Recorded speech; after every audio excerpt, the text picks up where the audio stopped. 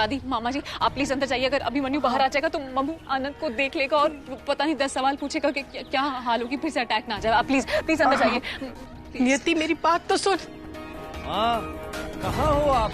Mummy, Abhimanyu मेरा पति है, मैं उसका साथ नहीं छोड़ सकती, मुझे जाना होगा। Good morning. जीता रहे। कैसे हो? हाँ, तबीयत तो ठीक है ना? बिल्कुल ठीक हूँ। देखो, और मुझे कल रात को नींद भी बहुत अच्छी आई। इनफैक्ट मतलब मैं बहुत दिनों के बाद बहुत अच्छा फील कर रहा हूँ। अरे मोरी मैया, गुड मॉर्निंग। आज तो बड़ी सुंदर लग रही हो आप। गुड मॉर्निंग बेटा। ये गज्जू कहाँ रह गया? उन्हें किसी काम से बाहर जाना पड़ा है। Good morning Abhimanyu, how are you feeling?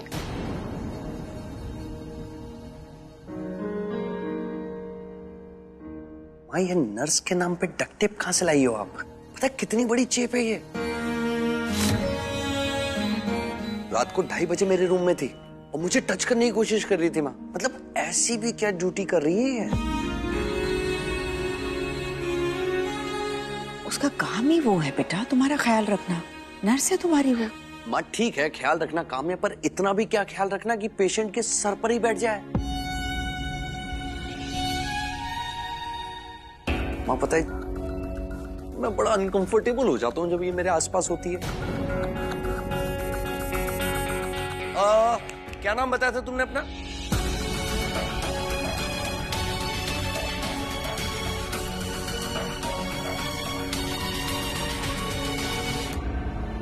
नियति। नियति कैसा नाम रखा, याद भी नहीं रहता। आंटी, एक बार नियति की बात मानकर देख लिया ना आपने, अब वो गलती दोबारा नहीं करेंगे। अब वो चाहे जो कहे, उसे लिए बगैर नहीं जाएंगे।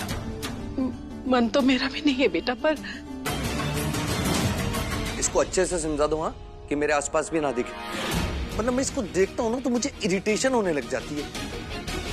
ये क्या बात हुई मुन्ना? वो तेरा इतना ख्याल रख रही है और तू?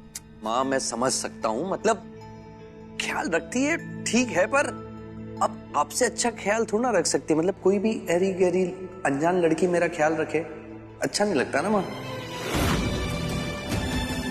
मैं अच्छे से जानता हूँ कि आपको मेरी बहुत चिंता है, पर वो क्या है ना माँ। अच्छा एक काम करते हैं, मैं एक डील करता हूँ आपके साथ। मैं आपको प्रॉमिस करता हूँ कि मैं घर छोड़कर अब नहीं भागूंगा। बस आप इसको मुझसे दूर कर दो।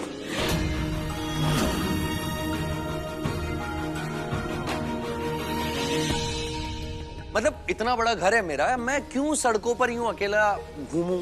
अच्छा नहीं लगता है ना। तो बस आप इसको यहां से भगा दो और मैं घर छोड़ के नहीं जाऊंगा।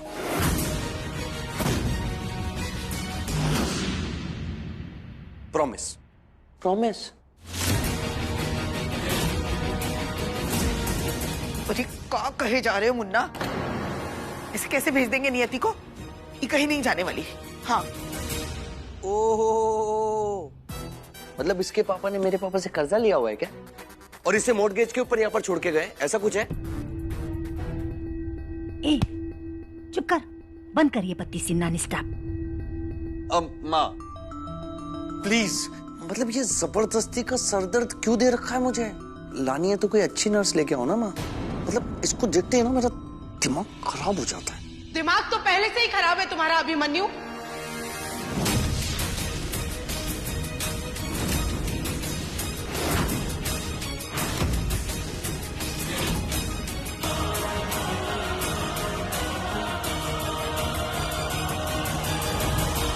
Mummy please. मम्मी? ये तुम्हारी मम्मी है? और ये सांड जैसा कौन है? भाई है? भाई को भी यहाँ पर ले आई तुम? तो तू आंखें क्या दिखा रहा है भाई? लड़ाई करनी है क्या?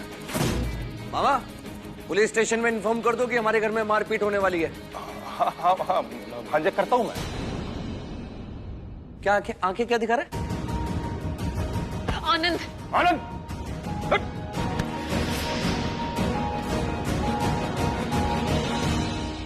तू जानता भी है तू जिसके बारे में बात कर रहा है वो कौन है?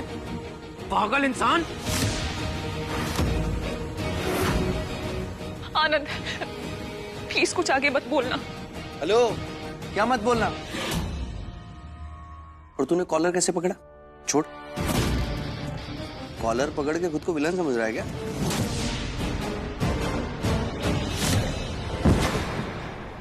मुन्ना,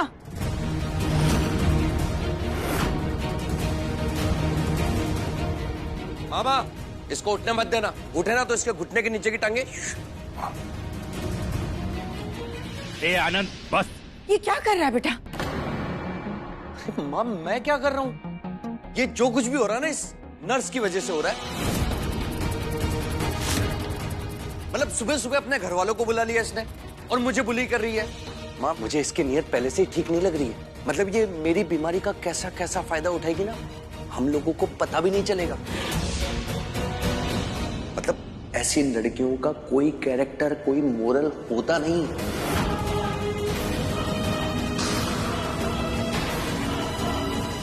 अब बस इसे यहां से तुरंत भेज दो अभी के अभी।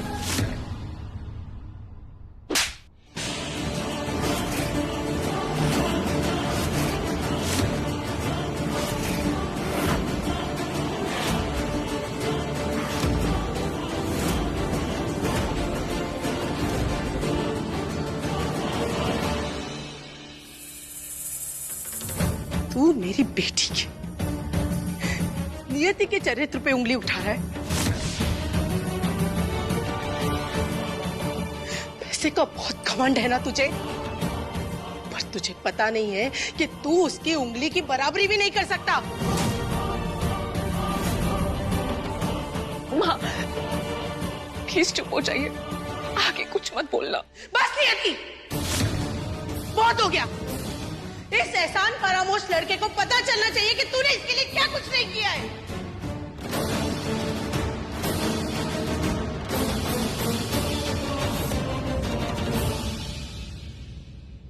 हो, एक सेकंड। आंटी जी, ऐसा भी क्या कर दिया इसने? मतलब एक नर्स है, सैलरी लेती है और मुझे दवा देती है, बस। मतलब अपनी किडनी तो मुझे नहीं दी है ना उसने। सिर्फ नर्स नहीं है वो। माँ बस, बस करिए।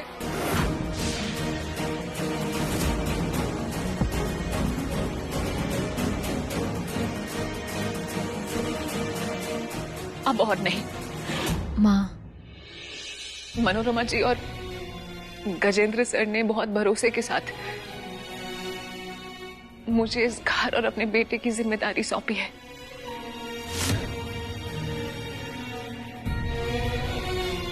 और मैं पूरी कोशिश कर रही हूँ उस जिम्मेदारी को निभाने की।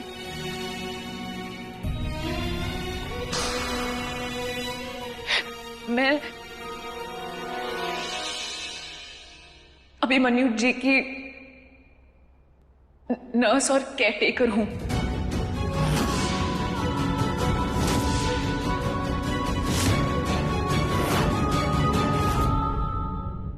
और उनकी हेल्थ मेरी प्रायोरिटी है। मेरी वजह से उन्हें किसी भी तरह की तकलीफ हो, ये मुझे मंजूर नहीं। तो प्लीज मम्मी, आप यहां से जाइए। मैं आपसे बाद में बात कर लूंगी।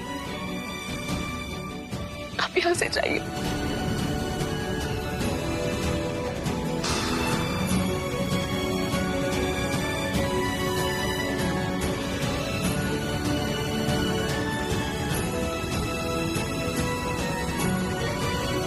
सॉरी अभिमन्यु, वो मेरी मम्मी को ना। Shut up! तुम तो मुझसे बात ही मत करो। और भाई, ये सब हो क्या रहा है अपने घर में? मतलब एक नर्स अपनी मर्जी चला रही है हमारे घर में। उसके घर वाले हमारे घर में आके मेरे साथ बदतमीजी कर रहे हैं और यहाँ कोई कुछ भी नहीं बोल रहा है। मतलब मेरे को समझ ही नहीं आ रहा है कि यहाँ चल क्या रहा है।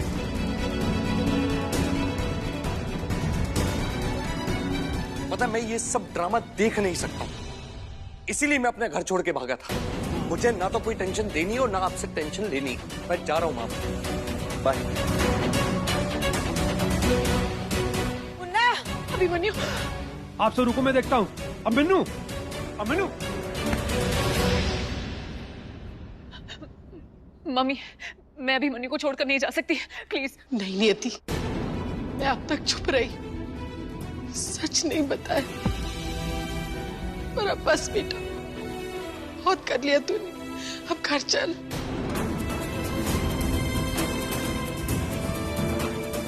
मम्मी, मैं अभिमन्यु को छोड़कर नहीं जा सकती। और मैं तुझे यहाँ छोड़कर नहीं जा सकती। बस करिए मम्मी, आप ऐसा क्यों बोल रही है? आपको पता था ना मेरी और अभिमन्यु की शादी इतनी आसान नहीं होगी। मैं इस घर में सिर्फ अभिमन्यु की पत्नी नहीं, उसकी नर्स बनकर भी आई हूँ। और आपको पता है कि अभिमन्यु की ये हालत सिर्फ इसलिए हुई है कि उसने मेरी वजह से शॉक्स लिए। और अब मैं उसे छोड़कर चली जा।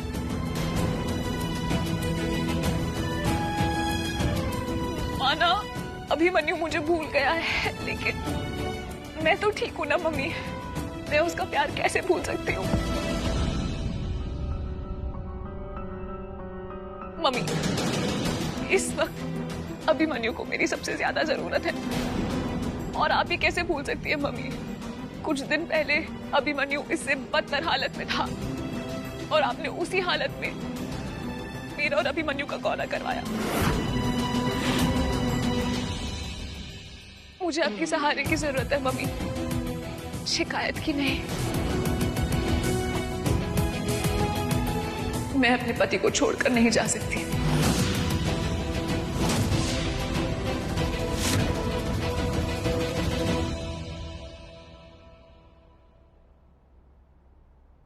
नहीं आनंद, यदि अब किसी की नहीं सुनेगी। इसने अपना फैसला कर लिया है। नियति,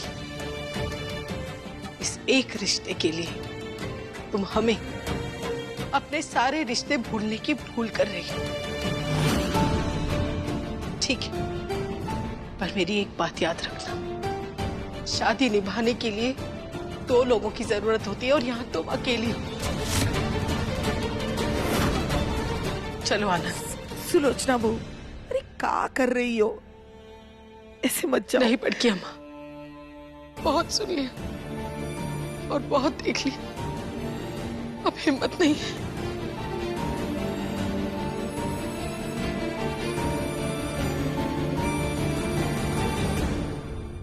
देखो,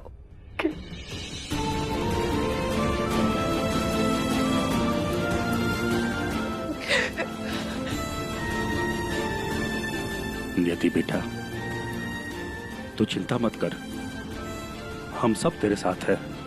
मैं सुलोचना भाभी से बात करता हूँ, मैं बात करता हूँ। दीदी, आप मेरे साथ आइए।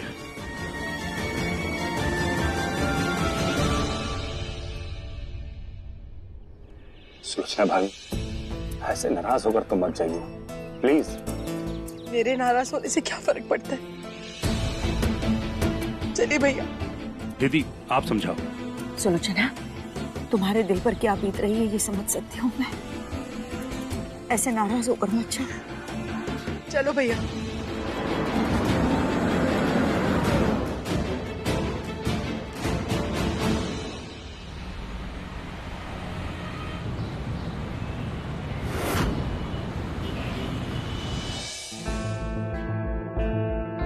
करण को फोन लगाओ। अभिमन्यु मिला या नहीं? अभिमन्यु मिल जाएगा बेटा, तुम शांत हो जाओ।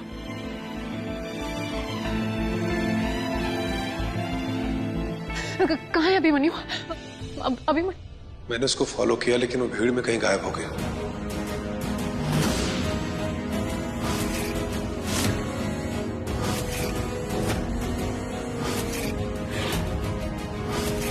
और उसके बाद वो दिखाई नहीं दिया।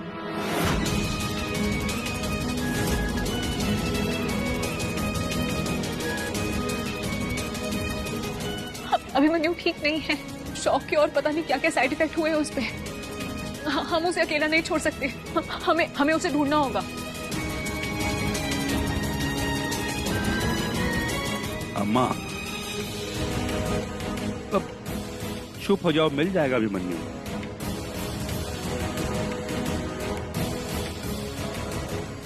मैं आपके साथ चलूंगी अभिमन्यु को ढूंढने।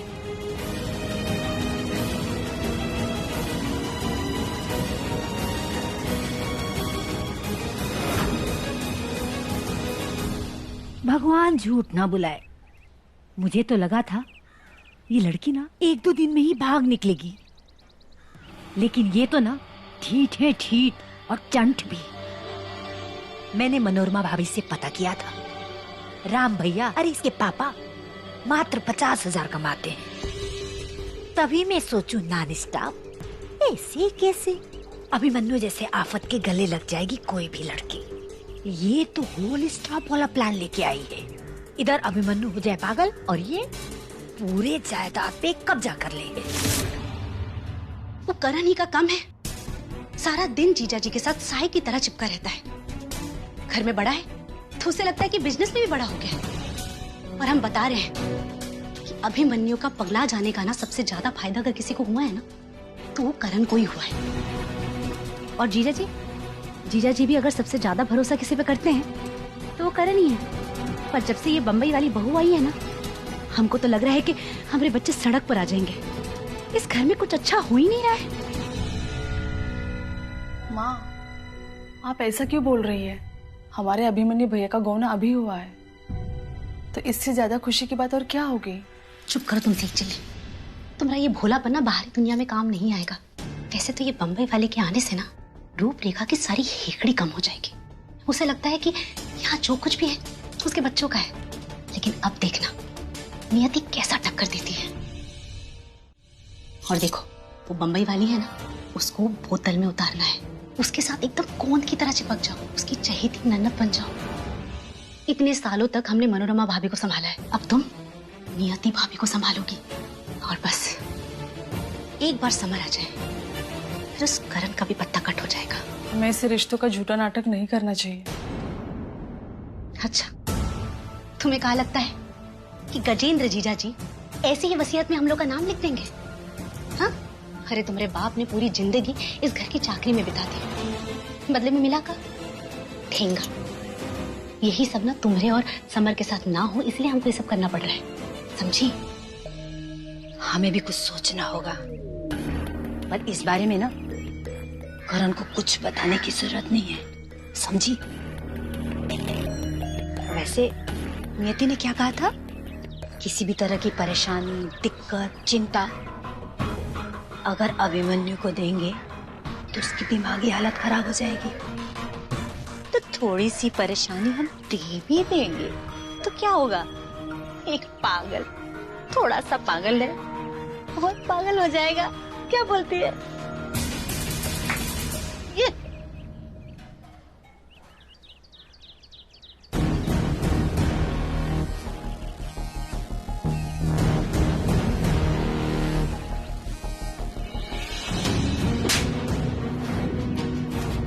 नियति के चरित्र पे उंगली उठा रहा है। प्लीज चुप हो जाइए।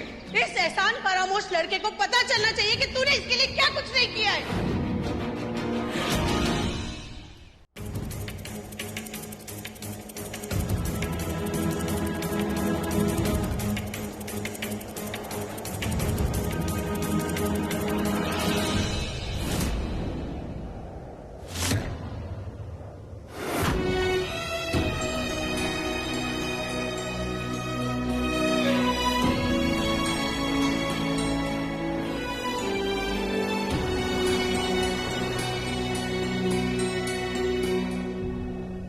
अभिमन्यु,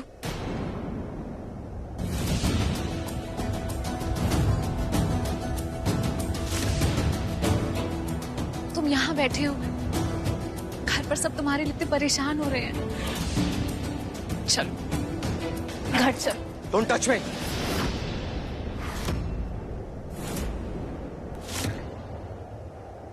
कमाल है यार, तुम्हारी माँ मेरे घर में घुसकर मुझे चाटा मारती है और तुम यहां कर इतना नॉर्मली बात कर रही हो मुझसे। कभी सुना है तुमने कि एक नर्स की मां के पेशेंट को थप्पड़ मारा? सुना है तुमने? और किस हक से और मेरी क्या गलती थी कि तुम्हारी माँ ने मुझे चाटा मारा? पता है, कोई तो चक्कर है। तू जानता भी है तू जिसके बारे में बोल रहा है ना, वो कौन है? आनंद, प्लीज कुछ आगे मत बोलना। तुम मुझसे ये बात सब छुपा रहे हैं, कोई तो गहरी बात है। मैं समझ नहीं पाऊँ क्या बात है। नहीं अभिमन्यु, क्या बात होगी? कोई बात नहीं है। कोई ना कोई तो सच है जो तुम सब मुझसे छुपा रहे हो। बताओ मुझे, वरना मैं घर नहीं आऊंगा।